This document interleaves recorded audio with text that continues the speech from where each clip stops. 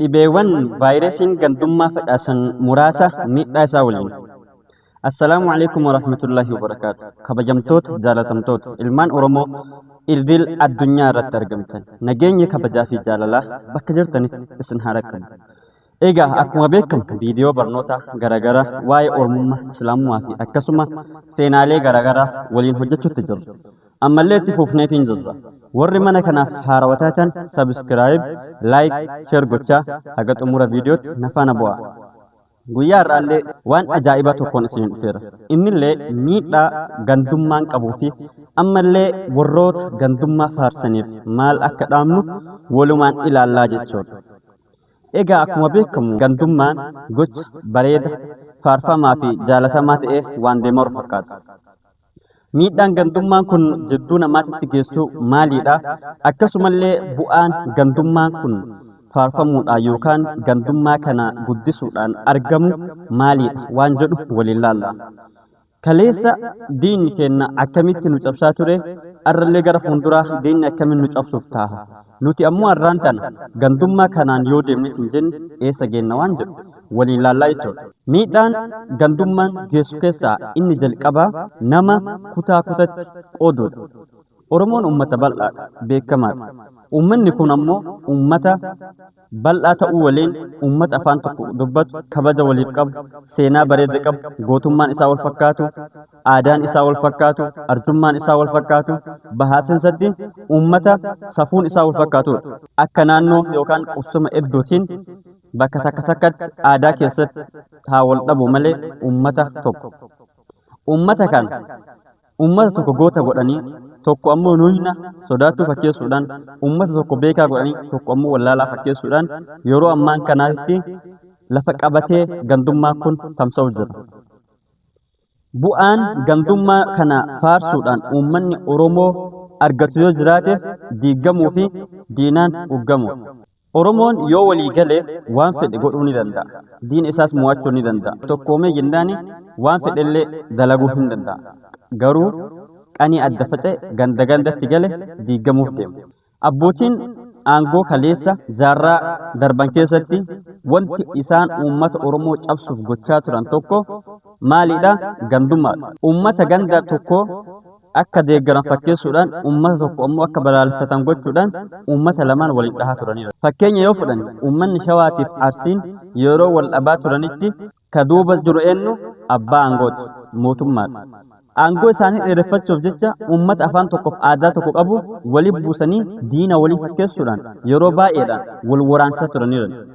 Sanbichaa miti tokko cinaa dhaabbatanii meeshaa waraanaatiin deeggaraa tokko ammoo akka du'u tokko ammoo akka ajjeesu taasisaa turanidha.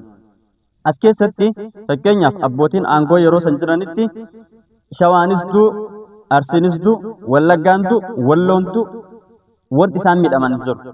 Kanneen lamaan keessaa kan wal ajjeesaa lachuu obboleewwanii isaaniif diina. Afaanis firallee fakkeessan keessi isaanii jara lacheefuu diina. Bu'aan isaanii maalidha? Aangoo isaanii dheereffachuu fi saba afaan tokko wal wallaachisuudha. Sababbiin isaallee sabni afaan tokko yoo ta'e, yoo wal dhaga'e, bahaagala keessatti yoo wal hubate, akka qaama tokko ta'e yoo wal beekeetiin jedhe bu'aa ofii qixa gaafachuu fi mirga ofiitiif qixa falmata waan ta'eef. Uummanni bal'aan kun, uummanni guddaan kun, uummanni goonni kun yoo wal bira ka'e, wal bira waan fedhe godhuu danda'a waan ta'eef kutaa kutatti addaan qooduu yaadan. Fakkeenyaaf ammaan tan uummanni sikkoof mandootiif haraggee wal dhabe haa jennu. Walitti dhufeensi jidduu uummata sikkoof mandoo fi afran qal'oo adda fagaataa deemaa jechuudha. Qanii kana hoo waliif rifatuun dhabamaa deema. Qanii waliif rifachuun waliif gara nyaatamuun dhabame hoo diinni tokko dhufee qanii uummata haraggee kamiidhu ta'e Arsiin akka isaa hin birmanne tahaa jechuudha. Qanii diinni tokko dhufee Arsii weerare uummanni Harargee dhufee akka isaaf hin birmanne tahaa jechuudha. Qanii uummata tokko Walloon dhufee weeraru uummanni Wallaggaa akka uummata kanaaf hin birmanne tahaa jechuudha. Qanii Shawaa diinni tokko dhufee weerare uummanni Jimmaa dhufee akka uummata kanaaf hin birmanne tahaa jechuudha. Qanii kana nuti maal taane akka diinaan uggamnu ta'anii jechuudha. Diinaan uggamuun keenya ammoo maal nu taasisa? akka nu cabnu sababa cabiinsaa nuuf ta'a. Wayyaaneen yeroo isii keessatti uummata kutaan gargari qooddee kutaa gargari fakkeessuudhaan waan adda addaa fakkeessuudhaan uummata addaan fageessaa garee warroota itti dhiyaatu bu'aa xixiqqoon aangoon maallaqaan waan akkasitiin gowwoomsaatti aangoo fi dheereffattee waggaa meeqa jiraattee ture. Ammas gad deebi'ee yeroo amma nu jirru kana keessatti gandummaan babal'atee harka dhahanii deemu jira. Waan gandummaa kana keessaa ammoo wanti ajaa'iba namatti tolu. Deemee maal ta'u jira? Hayyuun illee kama ganda tokko ta'uu deema. Hayyuun harargee ol bahee waan Oromoof ta'u tokko yoo dubbate uummanni biraa Sikkoof Mandoo, Maccaa fi Tuulamaa, Booranaaf Barreeltoon warri kutaa 10 gad hafe kutaa tokko san malee maal ta'a? Akka innin harargeef dubbatetti ilaaluu deemanii jechuudha. Qanii hayyuun Sikkoof Mandoo tokko gabbayee waan Oromoota kanaaf fayyadu, waan uummata Oromoo kanaaf bu'aa qabu gabbayee dubbate maal ta'a?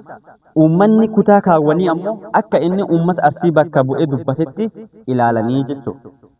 Akkasuma kutaalee 11 uummanni Oromoo qabu kana keessaa kutaan tokko gabbayee miidhaa wayyoo irra gahe yookaan diinaa yoo uggame, diinaa yoo cabsame kutaan kun anaa miti jedha. Dhimmi sun ammoo akka waan dhimma isa ilaallanneetitti fudhataa jechuudha. Qanii kana cabuun kutaa tokko osoo hin taane deemee mana nama tokko dhaqqabuuf deema. Kanaaf uummanni Oromoo bahaaseensa jira. Onlaayinii fi akkasuma lafarrallee jirtan maaltu duuba jira? Uummata gandummaa faarsaa torbaanii, ji'aan, 15 akkasuma yeroo yerootti bu'aa waa'ee gandummaa kanaaf harka dha'u kana duuba maaltu jira waan jennu yaaduu danda'u qabna.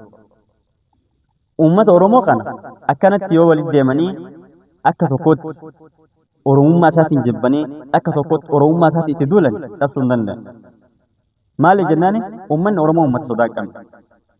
Sodaa hin qabu irraa dhaladhee fudhundaan uummata goota beekamaadha.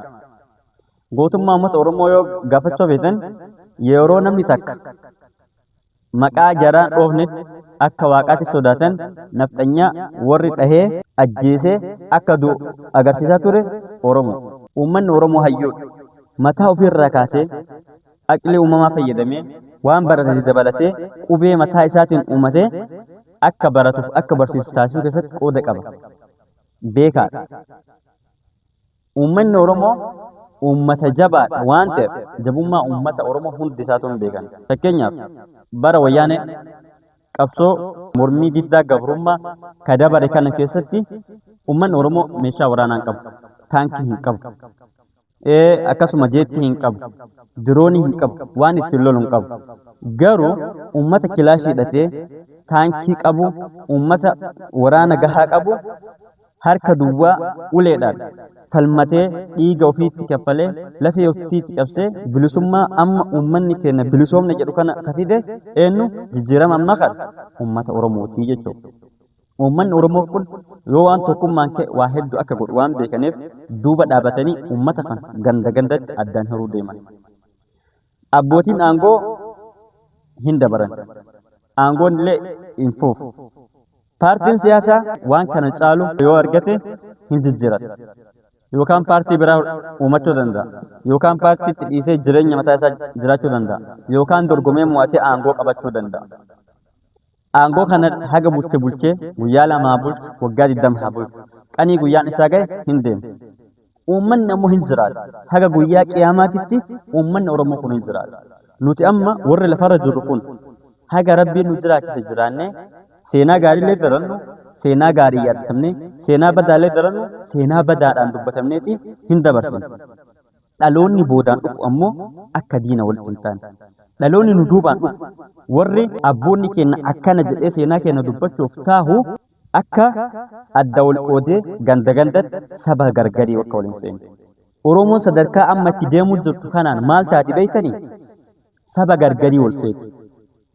Saba adda addaa qanii Boorana jedhan akka waan Arsiin keessa hin jirretti, qanii Wallaggi jedhan akka Walloon keessa hin jirretti, qanii Shawaa jedhan akka Jimmaan keessa hin jirretti, qanii Harargee jedhan akka Gujiin keessa hin jirretti adda addatti wallaaluu deemanii jechuudha.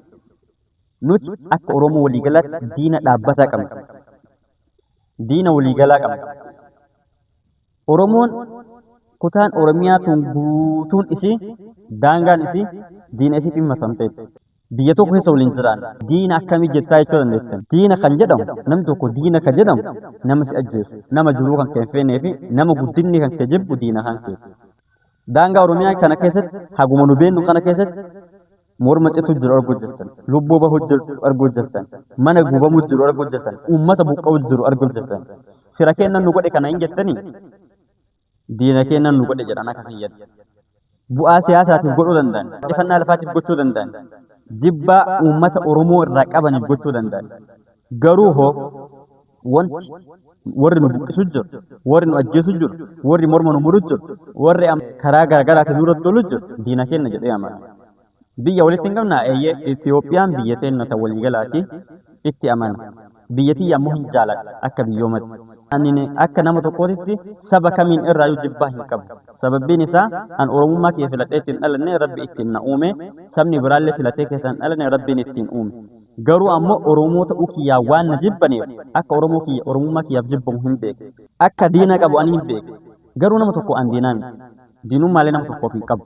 Namni kamuu akka nama kamiitti yoo jiraate natti tola. Namni kamuu bilisoomee yoo jiraate na gammachiisa. Maaliidhaaf jennaani boru qanii an asirraa deeme Rabbiin gosa kiyya, ganda kiyya, bakka dhala dhiraa nan gaafatu waan ta'eef. Nama namummaa isaatti akka kabaju amantaan kiyya waan na ajaju nama kamiinuun jaalladha. Garuu ammoo akka diina qabu hin beeku. Diinni keenya kun ka arraantan giseen Oromoon tokko kan gisee Oromoon amma yoo Oromoon kutaa tokko waa ta'e waliif rifatu kanatti hagana nu daffaree qe'ee keenyarraa nu buqqisu jiru. Hagana nu daffaree daangaa keenya dhiibu jiru. Hagana nu daffaree morma nu muruu jiru. Hagana nu daffaree mana nurra gubu jiru. Qanii nu kuta galle. Maal nu godha gaciibsee ganda dhufee nu gorra'uu danda'a jechuudha. Jabeenyi keenya yoo tokkoomne malee gandummaan keessanuu nu geessu. Uummanni Islaamaa keessattuu deemee aalimallee kutaan fudhachuu deeman. Hukmiin illee kutaa galuu deemu. Ta shari'aa jechuudha. Yoo hukmiin shari'aa godhame Qur'aanaaf hadiisaa yoo taasifame kutaa sanitti godhe jechuu deemanii jechuudha. Sadarkaa kanatti gandummaan babal'achuu jira. An akka waliigalatti uummata Oromootiif wanti dhaamuu barbaadu. Gandummaa kan irraa gabaabbachuun nu barbaachisaadha. Gandummaa kalee diinni keenya wali ijaaree akka sabni keenya wal nyaatu taasisee yeroo dheeraaf sabnummaan tokko afaan wal wallaalee walitti dhukaasaa akka diinaatti wallaalaa ture kan waliif fide kaleessa abboota keenya. Tokkummaa abboonni keenya kalee aarsaa kaffalanii waraqaatti nyaatanii lubbuutti dhabanii wali ijaaran kana nuti ammoo addaan diiguu hin qabnu. Uummanni kun uummata waliin jiraatu. Kutaa walii keessa jiraatu. Nuti ammoo uummata tokko, uummata afaan tokko haasa'u, uummata aadaa tokko qabu, uummata tokko dhiigaa fi foon. Qanii sadarkaa kanatti wal nu qoqqoodanii jedhanoo namni wal shakkuu keessa seenaa jechuudha. Gandummaan nu diiguudhaaf, addaan nu baasuudhaaf, wal nu nyaachisuudhaaf waan taasifamaa jiru waan ta'eef uummanni Oromoo beektanii hayyoonni kennallee waan kanarratti hojjettanii dargaggoon humni lafaa dhufaan kunillee gandummaan kun akka bu'aa hin qabne beekuu qabdan. Namni tokko saba keessan dhalateellee kutaa keessan dhalateellee ganda ittiin dhalateellee filatee ittiin hin dhalan. Akka waan kennaa kan kee ta'etti ittiin gammaddee boontee ittiin of dhaaddee namaan xiqqeessuun hin barbaachisu. Rabbii kanaan na uumte alhamdulillah jettii Rabbiin galateeffadhu malee akka waan ofii godhatteetti waan jabaa seetee hin faarsinu. Ani ati duute wanta sirraa gaafatamtu tokko hojii kan keetii fi hariiroo jidduu kan keetiif jidduu Rabbii kan keetii jiru malee eessa dhalatte gosa kam keessa dhalatte biyya kam keessa dhalatteen hin jirtu. Kana walii galatti beekuu danda'u qabnaa jechuudha. Gandummaa dhiisaa haa dhiifnu bu'aa hin qabdu isinin jedha. Yoo viidiyoon kana siyyattu sabiskiraayib godha, laayikii godha, sheerii godhaati nama hedduu bira dhaqqabsiisa. Warri mana kanaaf haarawaa taatan sabiskiraayib godhatanii immoo olii irra kaachuu hin dagatina. Viidiyoon barnoota qabu kan biraa akka dafee qabu isin gargaara waan ta'eef jechuudha. Yaada qabdan karaa koomeentiitiin ibsadha. Assalaamu alaikum wa rahmatullaahi wa barakaatuh. Haga viidiyoo biraatti walitti deebinuuf nagahaan na tura.